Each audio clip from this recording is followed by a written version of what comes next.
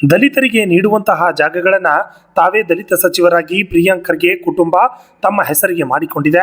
ಸಿದ್ಧ ಟ್ರಸ್ಟ್ ಹೆಸರಿನಲ್ಲಿ 5 ಎಕರೆ ಜಾಗವನ್ನು ಅವರು ಮಾಡಿಕೊಂಡಿದ್ದಾರೆ ಎಂದು ಬಸವರಾಜ ಮಟ್ಟಿಮೂಡ್ ಸೇರಿದಂತೆ ಅನೇಕ ಮುಖಂಡರು ಆಕ್ರೋಶ ವ್ಯಕ್ತಪಡಿಸಿದ್ದಾರೆ. ಕಲಬುರಗಿಯಲ್ಲಿ ಮಾಧ್ಯಮದವರ ಜೊತೆ ಮಾತನಾಡಿದ ಅವರು, ಮುಡ ಹಗರಣದಂತೆ ಕಲಬುರಗಿಯಲ್ಲಿಯೂ ಕೂಡ ಹಗರಣವಾಗಿದೆ. ದಲಿತರಿಗೆ ನೀಡುವಂತಹ ಜಾಗಗಳನ್ನು ಪ್ರಿಯಾಂಕ್ ಖರ್ಗೆ ಅವರು ತಮ್ಮ ಟ್ರಸ್ಟ್ಗಳನ್ನು ಹೆಸರಿನಲ್ಲಿ ಮಾಡಿಕೊಂಡಿದ್ದಾರೆ ಎಂದು ಆಕ್ರೋಶವನ್ನ ವ್ಯಕ್ತಪಡಿಸಿದ್ರು.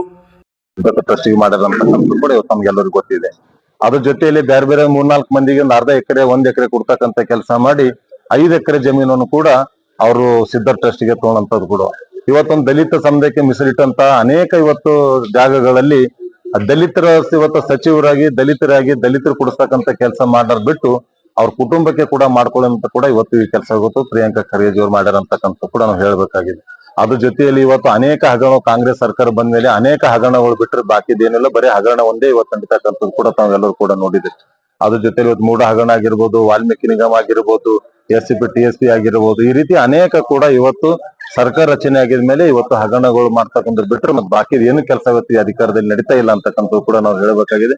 ಡೆವಲಪ್ಮೆಂಟ್ ಅಂತೂ ಕೂಡ ನಿಂತು ಹೋಗಿದೆ. ಡೆವಲಪ್ಮೆಂಟ್ ಯಾವ ಕೂಡ ಕೆಲಸಗಳು ಆಗ್ತಿಲ್ಲ ಅಂತಕ್ಕಂಥ ಕೂಡ ಹೇಳ್ತಾ ಆದಷ್ಟು ಬೇಗನೆ ಜಿಲ್ಲಾ ಉಸ್ತುವಾರಿ ಮಂತ್ರಿಗಳು ಇದ್ರ ಬಗ್ಗೆ ಏನು ರಿಪ್ಲೈ ಕೊಡ್ತಾರ ಅಂತಕ್ಕಂಥ ನೋಡಿ ಇದ್ರ ಬಗ್ಗೆ ನಾವು ಹೆಚ್ಚಿಗೆ ಹೇಳಕ್ಕಿಂತಲೂ ಅವ್ರು ಆದಷ್ಟು ಬೇಗನೆ ಅದನ್ನ ತೀರ್ಮಾನ ಮಾಡ್ಬೇಕು. ಇಲ್ಲಾಂದ್ರೆ ನಾವು ಕೂಡ ಜಿಲ್ಲಾದಲ್ಲಿ ಕೂಡ ಹೋರಾಟ ಮಾಡ್ತೇವೆ ಅಂತಕ್ಕಂಥ ಕೂಡ ಹೇಳ್ತಿದ್ವಿ. ಜಿಲ್ಲಾ ಮಂತ್ರಿಗಳು ಆ ಟ್ರಸ್ಟ್ ಇರೋರ್ಲಿಂದ ಅವ್ರ ನೇತೃತ್ವದಲ್ಲಿ ಇದು ಆಗಿದೆ ಅಂತಕ್ಕಂಥ ಕೂಡ ಕಾನೂನು ಪ್ರಕಾರ ತಗೊಂಡಿಲ್ಲ, ಕಾನೂನಾಗಿ ತಗೋಬೇಕಾಗಿತ್ತು, ತಗೊಂಡ್ರು ಕೂಡ ಕಾನೂನು ಆಗಿ ತಗೊಂಡಿಲ್ಲ ಅಂತಕ್ಕಂಥ ಕೂಡ ನಮ್ದಿದೆ. ಆದಷ್ಟು ಬೇಗನೆ ಅದ್ರ ಬಗ್ಗೆ ಏನ್ ಮಾಡ್ಕೊಡ್ಬೇಕಾದ್ರೆ ಮಾಡ್ಕೊಡ್ತಕ್ಕಂಥ ಕೆಲಸ ಮತ್ತ ಅದ್ ಮಾಡ್ಲಿಂದ ರಾಜೀನಾಮೆ ಕೊಡ್ಲೇಬೇಕಂತಕ್ಕಂಥ ಕೂಡ ನಮ್ಗೆ ಒತ್ತಾಯ ಇದೆ. ಒಂದು MB ಪಾಟೀಲ್ ಮತ್ತೆ ಸಿದ್ದರಾಮಯ್ಯ ಅವರು ಕ್ಲಾರಿಫೈ ಮಾಡಿದ್ರೆ ಎಲ್ಲ ನಿಯಮಗಳ ಪ್ರಕಾರ ನಡೆದಿರುವಂತದ್ದು. ನಿಯಮ ಆಗಿಲ್ಲ ಅಂತಕ್ಕಂಥದ್ದು ಕೂಡ ಇವತ್ತು ಅಪೋಸಿಷನ್ ಅಲ್ಲಿ ಇದ್ದು ನಿಯಮ ಅನುಸಾರ ಆಗಿಲ್ಲ ಅಂತಕ್ಕಂಥದ್ದು ಕೂಡ ನಮ್ದಿದೆ. ನಾವು ಕೂಡ ಇವತ್ತು ಮಾತಾಡ್ತಕ್ಕಂಥದ್ದು. ಈ ಸಂದರ್ಭದಲ್ಲಿ ಮಾತನಾಡಿದ ಮಾಜಿ ಶಾಸಕ ರಾಜ್ಕುಮಾರ್ ಪಾಟೀಲ್ ತೇಲ್ಕೂರ್, ಛಲವಾದಿ ನಾರಾಯಣ ಸ್ವಾಮಿ ಅವರು ಈಗಾಗಲೇ ಈ ಒಂದು ಮೂಡಾ ರೀತಿಯ ಹಗರಣ ಬಗ್ಗೆ ತನಿಖೆ ಆಗಬೇಕು ಎಂದು ರಾಜ್ಯಪಾಲರಿಗೆ ಮನವಿ ಪತ್ರವನ್ನು ಸಲ್ಲಿಕೆ ಮಾಡಿದ್ದಾರೆ. ಅಲ್ಲದೆ ರಾಜ್ಯಪಾಲರು ಇದನ್ನು ಗಮನಿಸಿ ಪ್ರಿಯಾಂಕ್ ಖರ್ಗೆ ಅವರಿಗೆ ಸಚಿವ ಸಂಪುಟದಿಂದ ಕೈ ಬಿಡಬೇಕು ಎಂದು ತೇಲ್ಕೂರ್ ಅವರು ಆಗ್ರಹ ಮಾಡಿದ್ದಾರೆ. ಪ್ರಿಯಾಂಕ ಖರ್ಗೆ ಅವರನ್ನ ಸಂಪುಟದಿಂದ ಕೈ ಬಿಡಬೇಕು ಅಂತಕ್ಕಂಥ ಒತ್ತಾಯವನ್ನ ಮಾನ್ಯ ಛಲವಾದಿ ನಾರಾಯಣ ಸ್ವಾಮಿ ಅವರು ಮಾಡಿದ್ದಾರೆ. ಇವತ್ತು ಕಾನೂನು ಉಲ್ಲಂಘನೆ ಆಗಿದೆ. ಮೇಲ್ನೋಟಕ್ಕೆ ಯಾವುದೋ 1 ತಿಂಗಳುಗಳ ಕಾಲ ನೋಟಿಸ್ ಕೊಟ್ಟು ಅರ್ಜಿಗಳನ್ನು ಕರಿಬೇಕಾಗಿತ್ತು, ಅಲ್ಲಿ ಲೋಪ ಆಗಿದೆ. ತರಾತುರಿಯಲ್ಲಿ 14 ದಿವಸಗಳು ಮಾತ್ರ ಕರೆದು ಬಿಟ್ಟು ಯಾರಿಗೂ ತಿಳಿಯದ ರೀತಿನಲ್ಲಿ ಅರ್ಜಿಗಳನ್ನ ತೆಗೆದುಕೊಂಡು 15ನೇ ದಿವಸಕ್ಕೆ ಪರಿಶೀಲನೆಯನ್ನು ಮಾಡಿ 16ನೇ ದಿವಸಕ್ಕೆ ಹಕ್ಕುಪತ್ರಗಳನ್ನು ಕೊಡ್ತಕ್ಕಂಥ ಕೆಲಸವನ್ನ ಮಾಡಿದ್ದಾರೆ. ಯಾರಿಗೆ ಮೆಚ್ಚಿಸ್ಲಿಕ್ಕೆ ಮತ್ತು ಯಾರ ಫೇವರ್ ಮಾಡ್ಲಿಕ್ಕೆ ಸರ್ಕಾರ ಇಷ್ಟು ತರಾತುರಿಯಲ್ಲಿ ಈ ಕ್ರಮ ಕೈಗೊಂಡಿದೆ ಅಂತಕ್ಕಂಥದ್ದು ಪ್ರಶ್ನಾರ್ಹ ಚಿಹ್ನೆ ಆಗಿದೆ. 2-3 ವರ್ಷಗಳಿಂದ ಹಂಚಿಕೆ ಆಗದೇನೆ ಸುಮಾರು 12 ಜಿಲ್ಲೆಗಳಲ್ಲಿ 370ಕ್ಕೂ ಹೆಚ್ಚು ಎಕರೆಯಷ್ಟು ಜಮೀನು ಸಣ್ಣ ದಲಿತ ಉದ್ಯಮಿಗಳಿಗೋಸ್ಕರ ಮೀಸಲಿಟ್ಟಿರ್ತಕ್ಕಂಥದ್ದು, ಅದನ್ನ ಹಂಚಿಕೆನೆ ಮಾಡಿಲ್ಲ. 12 ಜಿಲ್ಲೆಗಳಲ್ಲಿದೆ. ಅದನ್ನು ಬಿಟ್ಟು ಇವತ್ತು ಉಳ್ಳವರಿಗೆ ದೊಡ್ಡ ಪ್ರಮಾಣದಲ್ಲಿ ಸಹಾಯ ಮಾಡಿಕೊಡ್ತಕ್ಕಂಥ ಕೆಲಸ ಕಾಂಗ್ರೆಸ್ ಪಾರ್ಟಿ ಮಾಡ್ತಾ ಇದೆ. ಮತ್ತು ಒಂದು ಟ್ರಸ್ಟಿನ ಭಾಗವಾಗಿ ಒಬ್ಬ ಸಂಸತ್ ಸದಸ್ಯರು, ಒಬ್ಬ ಕ್ಯಾಬಿನೆಟ್ ದರ್ಜೆಯ ಮಂತ್ರಿಗಳು ಅದರಲ್ಲಿ ಇದ್ಕೊಂಡು ಆ ಟ್ರಸ್ಟಿಗೆ ಹಂಚಿಕೆ ಆಗುತ್ತೆ ಅಂದ್ರೆ ಮೇಲ್ನೋಟಕ್ಕೆ ಇದು ಅವರು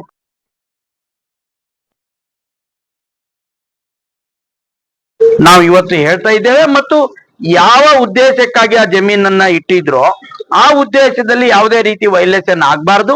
ಒಂದ್ ವೇಳೆ ವಾಣಿಜ್ಯಕ್ಕಾಗಿ ಅದನ್ನ ಇಟ್ಟಿದ್ರೆ ಅದು ದರವನ್ನ ದುಪ್ಪಟ್ಟು ಮಾಡಿ ಅದನ್ನ ಆಕ್ಷನ್ ಕರಿಬೇಕಾಗಿತ್ತು. ಆಕ್ಷನ್ ಕರಿಯದೇನೆ ಅದನ್ನ ಹಂಚಿಕೆ ಮಾಡಿರ್ತಕ್ಕಂಥದ್ದು ಕೂಡ ತಪ್ಪಿದೆ. ಇವತ್ತು CS2 ಅಂತ ಹೇಳಿದ್ರೆ ಸಾರ್ವಜನಿಕ ಉದ್ದೇಶಕ್ಕಾಗಿ ಇಟ್ಟಿರ್ತಕ್ಕಂಥದ್ದನ್ನ ಕಡಿಮೆ ದರದಲ್ಲಿ ಕೊಡ್ತಕ್ಕಂಥ ಕೆಲಸವನ್ನ ಯಾವತ್ತೂ ಕೂಡ ಹಿಂದಿನ ಸರ್ಕಾರಗಳು ಮಾಡ್ಕೊಂಡು ಬಂದಿದೆ. ಇವರು ಕೂಡ ಮಾಡ್ಲಿ, ನಾವೇನ್ ಅದಕ್ಕೆ ತಪ್ಪು ಅಂತ ಹೇಳೋದಿಲ್ಲ. ಆದ್ರೆ ವಾಣಿಜ್ಯ ಉದ್ದೇಶಕ್ಕಾಗಿ ಒಂದ್ ವೇಳೆ ಕಾಯ್ದಿರ್ತಕ್ಕಂಥ ಒಂದು 5 ಎಕರೆ ಜಮೀನನ್ನ ಒಂದು ಟ್ರಸ್ಟ್ ಯಾವುದೇ ರೀತಿಯ ವಾಣಿಜ್ಯ ಉದ್ದೇಶಕ್ಕಾಗಿ ಕೆಲಸವನ್ನು ಮಾಡೋದಿಲ್ಲ. ಹಾಗಾಗಿ ಇದ್ರ ಬಗ್ಗೆ ಕೂಡ ಕ್ಲಾರಿಫಿಕೇಶನ್ ಕೊಡೋದನ್ನ ಬಿಟ್ಟು ಬೇರೆ ಮಾತುಗಳನ್ನ ಮಾನ್ಯ ಖರ್ಗೆ ಅವರು ಮಾತಾಡ್ತಾ ಇದ್ದಾರೆ. ನಾವು ಅವ್ರಿಗೆ ವಿನಂತಿ ಮಾಡ್ತೀವಿ, ನೀವು ನ್ಯಾಯಯುತವಾಗಿ ಇದನ್ನು ಪಡ್ಕೊಂಡಿದ್ರೆ ಹೇಗೆ ನ್ಯಾಯಯುತವಾಗಿ ಪಡ್ಕೊಂಡಿದ್ದೀರಿ? ಇಲ್ಲಿ ವಾಣಿಜ್ಯವಾದಂತ ಕೆಲಸಗಳನ್ನ ನೀವು ಮಾಡೋದಿಲ್ಲ ಅನ್ನೋದಾದ್ರೆ ಇನ್ನು ಇತರ ದಲಿತರು ಯಾರ್ಯಾರು ಅರ್ಜಿ ಸಲ್ಲಿಸಿದ್ರು ಅವ್ರೆಲ್ಲರಿಗೂ ಕೂಡ ಜಮೀನುಗಳನ್ನು ಕೊಟ್ಟಿದ್ದೀರಾ? ಇಡೀ ರಾಜ್ಯದಲ್ಲಿ ಎಷ್ಟು ಜನ ಚಿಕ್ಕ ವ್ಯಾಪಾರಸ್ಥರಿದ್ದಾರೆ ದಲಿತರು, ಅವ್ರ ಪರವಾಗಿ ನಿಮ್ಮ ದನಿ ಏನು ಅನ್ನೋದನ್ನು ನಾನು ಪ್ರಶ್ನೆ ಮಾಡ್ತೀನಿ ಇವತ್ತು. ಯಾಕೆ ಅಂದ್ರೆ ಅನೇಕ ಜನರಿಗೆ ಗೊತ್ತೇ ಇಲ್ಲ. 14 ದಿನ ಯಾವಾಗ ಕರೆದ್ರು, ಎಲ್ಲಿ ಕರೆದ್ರು, ಹೇಗ್ ಕರೆದ್ರು ಗೊತ್ತಿಲ್ಲ. ಅನೇಕ ಜನರು ಅಳಲು ತೋಡ್ಕೊಳ್ತಾ ಇದ್ದಾರೆ. ಅನೇಕ ಜನ ದಲಿತರಿಗೆ ಈ ರೀತಿ ಅನ್ಯಾಯ ಆಗ್ತಾ ಇದೆ. ಹಾಗಾಗಿ ನಾವ್ ಹೇಳೋದು ಇಷ್ಟೇನೆ, ನೀವು ದಲಿತರ ಈಗ ಹಣವನ್ನು ನುಂಗಿದ್ರಿ, SC/ST ಕಾರ್ಪೊರೇಷನ್ ನಲ್ಲಿ ಇರುವಂತಹ ಹಣವನ್ನು ನುಂಗಿದ್ರಿ, ಅವರಿಗೆ ಅಭಿವೃದ್ಧಿಗಾಗಿ ಮೀಸಲಿಟ್ಟ ಹಣವನ್ನ ಡೈವರ್ಟ್ ಮಾಡಿದ್ರಿ. ಇವತ್ತು ದಲಿತರ ಬಗ್ಗೆ ನಿಮ್ಮ ಏನು ಸ್ಟ್ಯಾಂಡ್ ಇದೆ ಅನ್ನೋಂಥದ್ದನ್ನು ಕೂಡ ಇವತ್ತು ಕ್ಲಿಯರ್ ಮಾಡ್ಬೇಕಾಗತ್ತೆ. ಈ ರಾಜ್ಯ ಸರ್ಕಾರ ಸಂಪೂರ್ಣವಾಗಿ ವಿಫಲ ಆಗಿದೆ ದಲಿತರ ಮತ್ತು SC/ST ಸಮುದಾಯದ ಒಂದು ಹಿತವನ್ನು ರಕ್ಷಣೆ ಮಾಡಲಿ. ಇಲ್ಲಿವರೆಗೂ SC/ST ಸಮುದಾಯದ ಹಿತವನ್ನು ಕಾಪಾಡಬೇಕಾದಂತ ಏನು ಕಮಿಷನ್ ಇದೆ, ಆ ಕಮಿಷನ್ಗೆ ಸದಸ್ಯರಾಗ್ಲಿ ಸೆಕ್ರೆಟರಿ ಆಗ್ಲಿ ನೇಮಕಾತಿ ಮಾಡಿಲ್ಲ. ನಾನು ಕೇಳ್ತೇನೆ, 1.5 ವರ್ಷ ಆಯ್ತು. ಮಾನ್ಯ ಖರ್ಗೆಜಿ ಅವರೇ, ನಿಮ್ಗೂ ದಲಿತರ ಬಗ್ಗೆ ಬಹಳ ಕಾಳಜಿ ಇದೆಯಲ್ಲ, ಯಾಕೆ SC/ST ಕಮಿಷನ್ಗೆ ಇಲ್ಲಿವರೆಗೂ ನೀವು ಸೆಕ್ರೆಟರಿ ಆಗ್ಲಿ ಮೆಂಬರ್ಗಳನ್ನಾಗ್ಲಿ ನೇಮಕ ಮಾಡ್ಲಿಕ್ಕೆ ಆಗಿಲ್ಲ? ಇಲ್ಲಿವರೆಗೂ SC/ST ಸಮುದಾಯಕ್ಕೆ ಮೀಸಲಿದ್ದಂತ ಹಲವಾರು ಯೋಜನೆಗಳಿದೆ. ಅದು ಗಂಗಾ ಕಲ್ಯಾಣ ಇರಬಹುದು, ಸ್ವಯಂ ಉದ್ಯೋಗ ಇರಬಹುದು, ಈ ರೀತಿ ಟೂರಿಸಂ ಡಿಪಾರ್ಟ್ಮೆಂಟ್ ನಲ್ಲಿ ಇರುವಂತದ್ದು ಇರಬಹುದು, ಮತ್ತು ಭೂ ಒಡೆತನ ಇರಬಹುದು. ಈ ಯಾವುದೇ ಒಂದು ಸ್ಕೀಮ್ ಅನ್ನು ಕೂಡ ಈ 1.5 ವರ್ಷದಲ್ಲಿ ₹1 ಬಿಡುಗಡೆ ಮಾಡಿಲ್ಲ ಈ ಸರ್ಕಾರ. ಹಾಗಿದ್ರೆ ತಗೊಂಡಿರುವಂತ ಸೈಟ್ ಯಾವುದೇ ಕಮರ್ಷಿಯಲ್ ಉದ್ದೇಶಕ್ಕಲ್ಲ, ಅದಕ್ಕೆ ಸಾಮಾಜಿಕ ದೃಷ್ಟಿಕೋನದಿಂದ ಅಂತ ಅದನ್ನು ಸಾಬೀತುಪಡಿಸಲಿಲ್ಲ. ಯಾರು ಬೇಡ ಅಂದಿದ್ದಾರೆ? ಅಲ್ಲಿ ಇರುವಂತದ್ದು ಏರೋಸ್ಪೇಸ್ ನಲ್ಲಿ ಅಲ್ಲಿರುವಂತದ್ದು ವಾಣಿಜ್ಯ ಉದ್ದೇಶಕ್ಕೋಸ್ಕರ ಇರ್ತಕ್ಕಂಥ ನಿವೇಶನಗಳು. ನಮ್ಗೆ ಗೊತ್ತಿದ್ದಂಗೆ, ನಮ್ಮ ಮಾಹಿತಿ ಪ್ರಕಾರ ಅದನ್ನ ಅವರು ಬಹಿರಂಗ ಪಡಿಸಲಿ. ಮತ್ತು ವಾಣಿಜ್ಯ ಉದ್ದೇಶಕ್ಕೆ ಎಷ್ಟು ಜಮೀನ್ ಬೇಕು, ಸಾರ್ವಜನಿಕ ಉದ್ದೇಶಕ್ಕೆ ಎಷ್ಟು ಜಮೀನ್ ಬೇಕು ಅನ್ನೋದು ಎಲ್ಲರಿಗೂ ಗೊತ್ತಿದೆ. ಒಂದ್ ಶಾಲಾ ಕಾಲೇಜ್ ನಡೆಸಬೇಕು, ಒಂದ್ ಇನ್ಸ್ಟಿಟ್ಯೂಷನ್ ನಡೆಸಬೇಕು ಅಂದ್ರೆ ಎಷ್ಟು ಬೇಕು ಅನ್ನೋಂಥದ್ದು. 5 ಎಕರೆ 10 ಎಕರೆ ಬೇಕಾಗಿಲ್ಲ.